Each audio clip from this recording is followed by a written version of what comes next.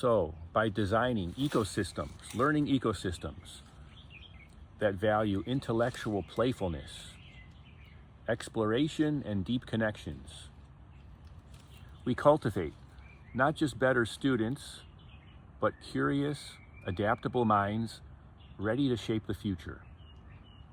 So just like a well-tended garden, a thriving classroom is a space for constant discovery, growth, and renewal. I don't see my English classroom as just a place to learn English. It's a way to build innovators, creators, thinkers, deep thinkers, inventors. This is the innovative classroom that I envision. Hi, this is Dustin Mattison. I like to talk about cultivating a thriving learning ecosystem in the literature classroom. So imagine stepping into a thriving garden, one full of plants, buzzing pollinators, and rich fertile soil.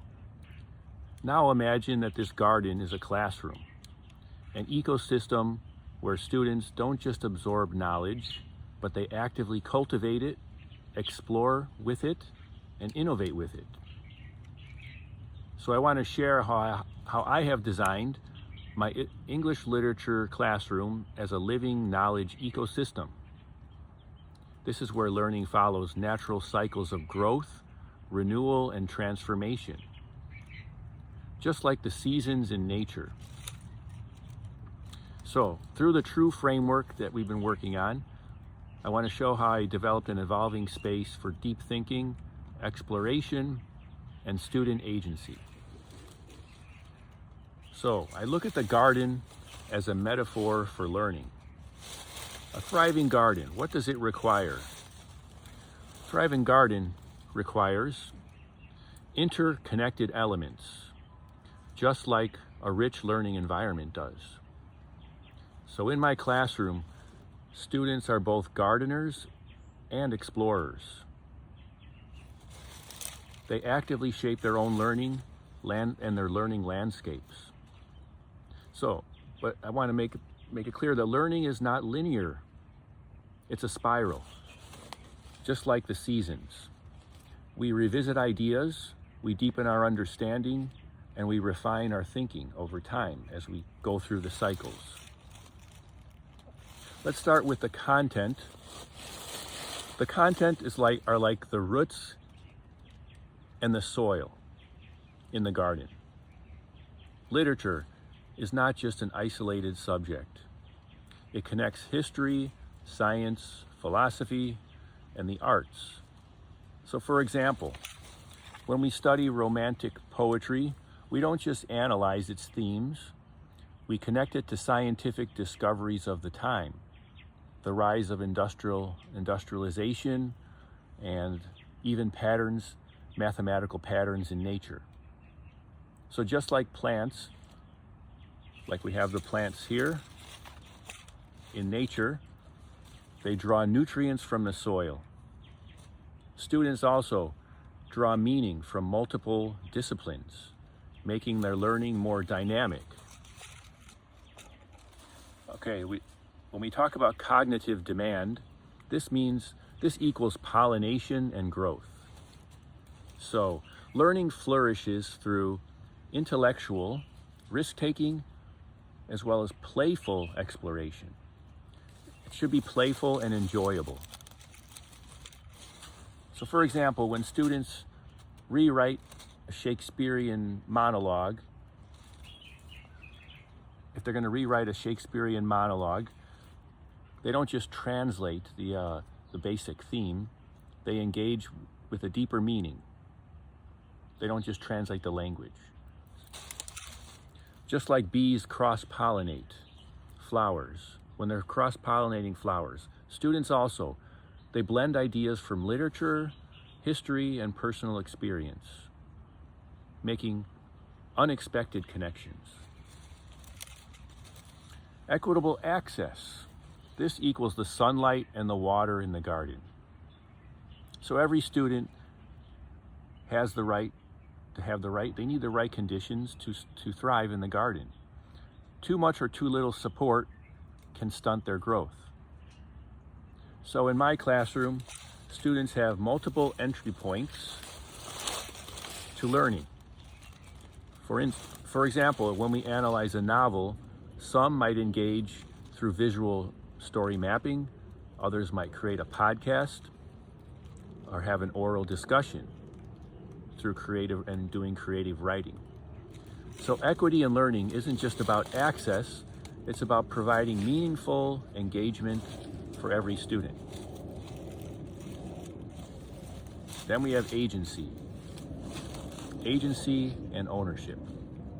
Students are not passive readers, they construct meaning.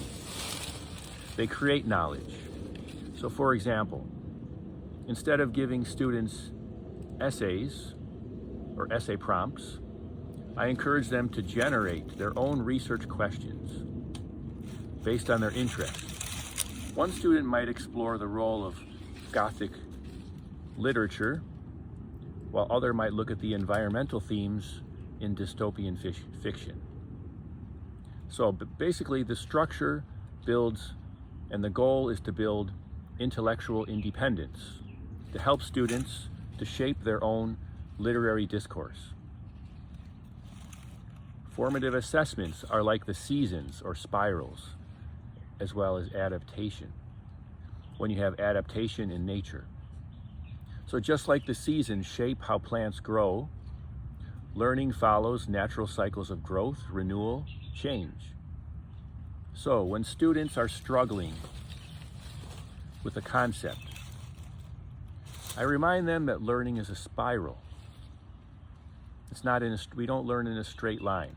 So we will return to ideas later with new insights and stronger skills. So, for example, when students write an initial analysis of a poem, they will revisit it later after analyzing another aspect of literature, looking for deeper connections. It's important to remind students that mistakes are not failures. Mistakes are the winter before the spring.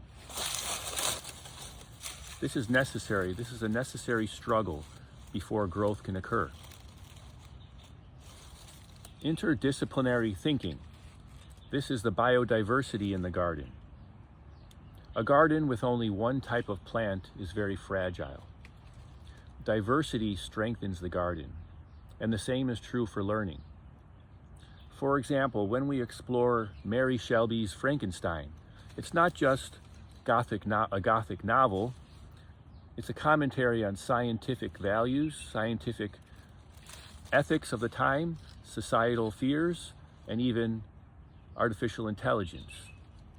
So by engaging in multiple disciplines, students expand their thinking and develop a more nuanced understanding of literature.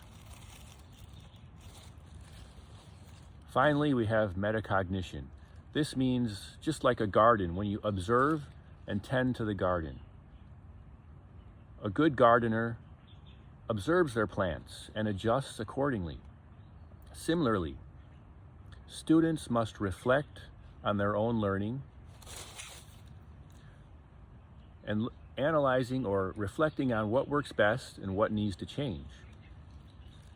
So, for example, I integrate self-reflection journals where students think about what challenged them, what strategies helped, just like gardeners when they tend to their plants, they learn to adjust their learning habits, just like when you're tending plants and you adjust to see what's working for the plants.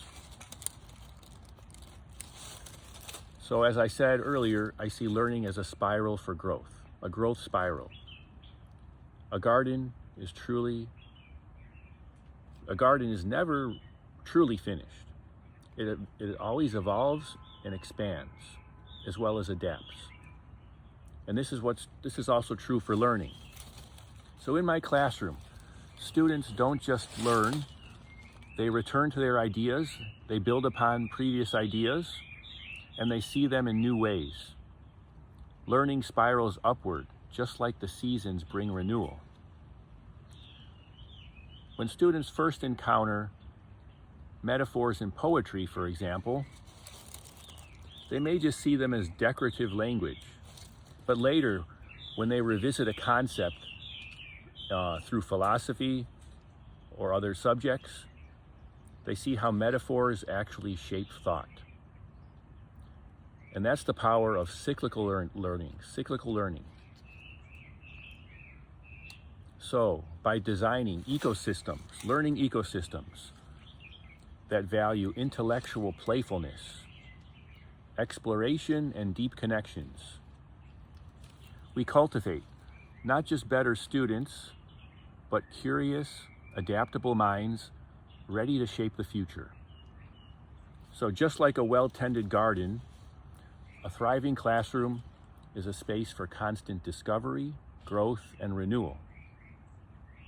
I don't see my English classroom as just a place to learn English. It's a way to build innovators, creators, thinkers, deep thinkers, inventors. This is the innovative classroom that I envision. Thank you.